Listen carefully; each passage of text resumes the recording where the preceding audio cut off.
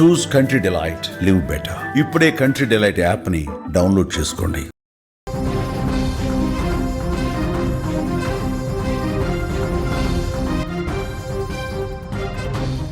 Breaking news చూస్తున్నాం. Trump మరోసారి over action చేశాడు. భారత్ పాక్ యుద్ధం తానే ఆపానంటూ కరుకూతలు కూస్తున్నాడు. భారత్ను బెదిరించి యుద్ధం ఆపానంటూ వెల్లడిస్తున్నాడు. పాకిస్తాన్పై కూడా అదే మాట.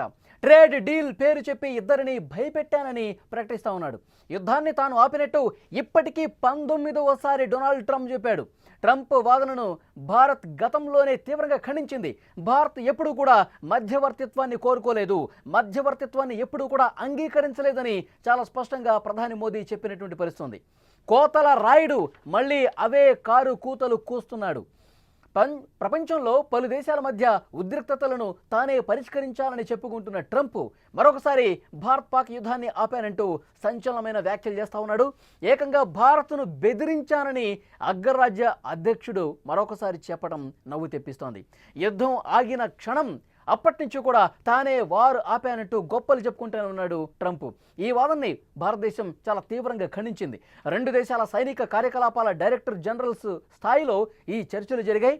ఆ చర్చల అనంతరం కాల్పుల విరమణ ఒప్పందం జరిగినట్టు చాలా స్పష్టంగా భారతదేశం చెప్పింది. ప్రధాని మోదీ నేరుగా ఫోన్ చేసి చెప్పాడు డొనాల్డ్ ట్రంప్కి. కానీ తన తీరు మాత్రం ఎక్కడో కూడా మార్చుకోవట్లేదు. డొనాల్డ్ ట్రంప్ దానికి ఒప్పుకున్నాడు. ఉద్రిక్తతలను తగ్గించుకోవడంలో అమెరికా పాత్ర అసలు ఏమీ లేదు. మీరు ఎందుకు ఇలాంటి వ్యాఖ్యలు చేస్తూ ఉన్నారు? మీరు ఎందుకు పదే పదే అత్యుత్సాహం ప్రదర్శిస్తూ ఉన్నారు? కేవలం మా రెండు దేశాలు మాత్రమే సైనిక అధికారుల స్థాయిలో చర్చలు జరిగి కాల్పుల విరమణ ఒప్పందానికి వచ్చాము. మధ్యలో మీ బిల్డప్ ఏంటి?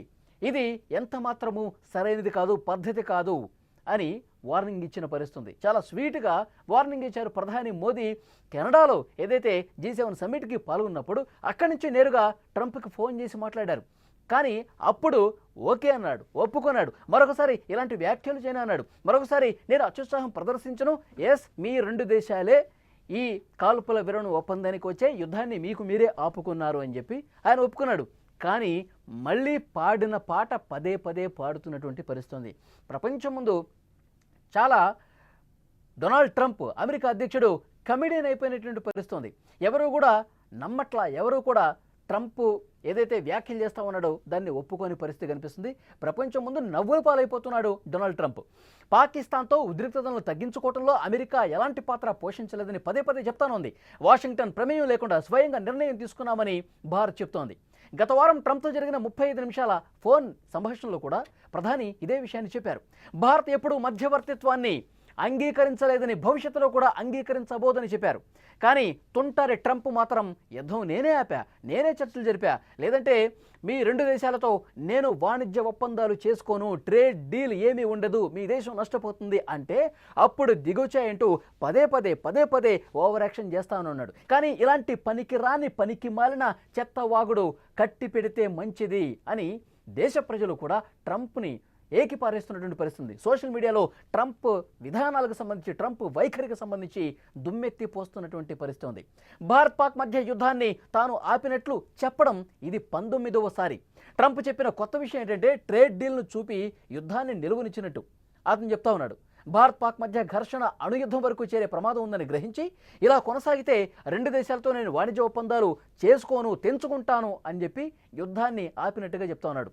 కానీ చాలా స్పష్టంగా ప్రధాని మోదీ ఫోన్లో చెప్పారు, మీరు ఇలాంటి బిల్డప్లు తగ్గించుకుంటే మంచిది, మీరు ఈ విధంగా అత్యుత్సాహంతో మాట్లాడటం అనేది మంచి పద్ధతి కాదు, ఇంకొకసారి ఇలాంటి వ్యాఖ్యలు చేయొద్దు అని చాలా ఖరాఖండిగా చెప్పినప్పటికీ కూడా ట్రంప్ మళ్ళీ ఇదే విధంగా మాట్లాడుతున్నాడు. 19వసారి మాట్లాడాడంటే ఆయన వైఖరి ఏ విధంగా ఉందో, ఆయన మైండ్ సెట్ ఏ విధంగా ఉందో, ఆయన అసలు ప్రపంచంలో మన గురించి ఏమనుకుంటున్నారు, నేను అమెరికా అధ్యక్షుడిని, పెద్దన్న పాత్ర పోషించాల్సిన అవసరం ఉంది, ఇలా చిల్లరగా బిహేవ్ చేయకూడదు అని ఆయన తెలుసుకొని ఉండాలి. కానీ అలాంటిదేమీ లేకుండా ఎంత నవ్వులు పాలైనా సరే, ఏ విధంగా ప్రపంచ దేశాలు నవ్వుకున్నా సరే, విమర్శలు చేసినా సరే, నన్ను చాలా చిన్న చూపు చూసినా సరే, ఒక కామెడీ పీసగా నన్ను చూసినా సరే నా వైఖరి మార్చుకోను, ఇదే విధంగా నేను వ్యాఖ్యలు చేస్తూ ఉంటా. ఇది ఆయన చాలా స్పష్టంగా కనిపిస్తూ ఉంది ఆయన పద్ధతి. అసలు ఏం జరిగిందో ఒక్కసారి మీకు ఒక్క నిమిషం ఎక్స్ప్లెయిన్ చేసే ప్రయత్నం చేస్తా. పదే ట్రేడ్ డీల్ చూపి వాణిజ్య ఒప్పందాలను మీ రెండు దేశాలతో చేసుకోను అంటే అప్పుడు వీళ్ళు యుద్ధానికి ఆగారు అని చెప్పుకుంటూ ఉన్నాడు డొనాల్డ్ ట్రంప్. కానీ వాస్తవ పరిస్థితులు ఏంటి? ఎప్పుడైతే పెహల్గాం ఉగ్రదాడి జరిగిందో ఆ తర్వాత సమయం కోసం వేచి చూసింది భారత్. వేచి చూసి చాలా కరెక్ట్గా గురి చూసి అక్కడ ఉగ్రవాద స్థావరాలు ఏవైతే ఉన్నాయో పాకిస్తాన్లో, ఆ ఉగ్రవాద స్థావరాల మీద చాలా అద్భుతమైనటువంటి దాడి చేసింది. ఆపరేషన్ సింధూర్తో ఉగ్ర మూకలు, ఉగ్ర స్థావరాలు, ఉగ్రవాదులు తలదాచుకున్నటువంటి ఆ స్థావరాలన్నింటినీ కూడా తునాతునకలు చేసేసింది, ధ్వంసం చేసేసింది. అంతర్జాతీయ ఉగ్రవాది మసూద్ అజర్ ఫ్యామిలీకి సంబంధించి 10 మందిని ఆన్ ది స్పాట్ లేపేసినటువంటి పరిస్థితి.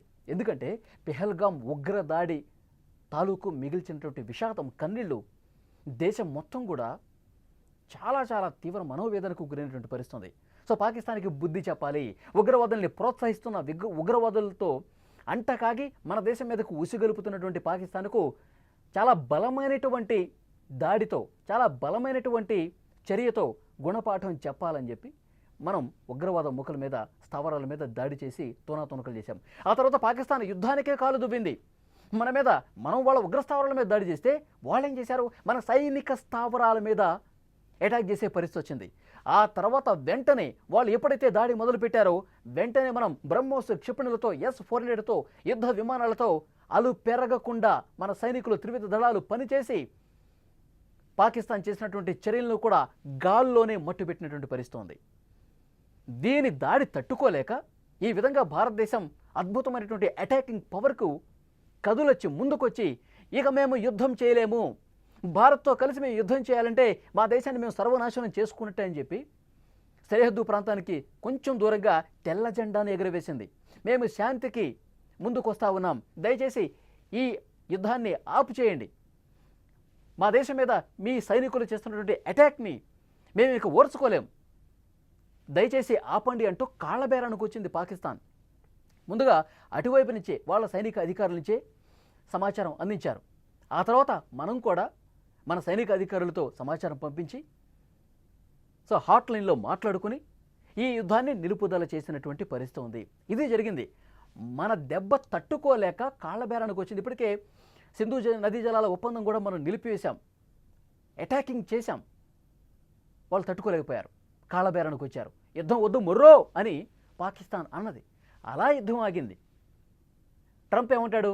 నేనే యుద్ధాన్ని ఆపేశాను, నేను వాణిజ్య ఒప్పందాలు చేసుకోనంటే అప్పుడు వీళ్ళు దిగొచ్చారు, అణ్వాయుధాలు కలిగిన 2 దేశాల మధ్య లేదంటే యుద్ధం తీవ్రస్థాయిలో వెళ్ళిపోయేది, దీన్ని నేనే ఆపాను, నేనే ఒక శాంతి కాముకుణ్ణి, ఈ విధంగా ప్రకటనలు చేసుకున్న పరిస్థితి. ఇప్పుడు ఇరాన్ ఇజ్రాయెల్ విషయంలో కూడా అదే చెప్తా ఉన్నాడు ఆయన. రష్యా యుక్రెయిన్ విషయంలో కూడా అదే చెప్తా ఉన్నాడు. ఎక్కడ ఏ 2 దేశాల మీద ఉద్రిక్తతలు ఉంటే ఆ 2 దేశాల మధ్య తల దూర్చేసి నేనే యుద్ధం ఆపాను అని ఎందుకు ప్రకటన చేసుకుంటున్నాడు? ఎందుకంటే ఆయనకి నోబెల్ శాంతి బహుమతి కావాలి, దాని మీద ఆయనకు కన్నుంది, దాని మీద ఆయనకు మనసు ఉంది. కానీ ఇచ్చే పరిస్థితి లేదు కదా. ఒక కామెడీ పీస్కి నోబెల్ శాంతి బహుమతి ఎవరైనా ఇస్తారా? ఉద్రిక్తతలు రాజేస్తున్న వాళ్ళకి ఎవరైనా ఇస్తారా? శాంతి శాంతి అంటూ ఉంటాడు. 2 దేశాలు ఈ విధంగా కొట్లాడుకోవడం కరెక్ట్ కాదు, నేను దాడి చేయాల్సిన పరిస్థితి వస్తుందని ఇరాన్ ఇజ్రాయెల్ వార్లో ఏం జరిగింది? ఇరాన్కి సంబంధించిన అణ్వస్త్ర కేంద్రాల మీద చాలా బలంగా బ్లంకర్ బ్లస్టర్లతో ఆయన దాడి చేసినటువంటి పరిస్థితి ఉంది. చాలా బలమైన దాడి ఇరాన్ అణు కేంద్రాల మీద చేశాడు. అంతకు ముందు రోజే పాకిస్తాన్ ఆర్మీ చీఫ్ మునీర్ ఏమన్నాడు? ఇతనికి నోబెల్ శాంతి బహుమతి ఇవ్వాలి, ఎందుకంటే భారత్ పాకిస్తాన్కి సంబంధించి ఈ ట్రంప్తో కలిసిపోయాడు కదా, లంచ్ మీట్ కూడా చేశారు.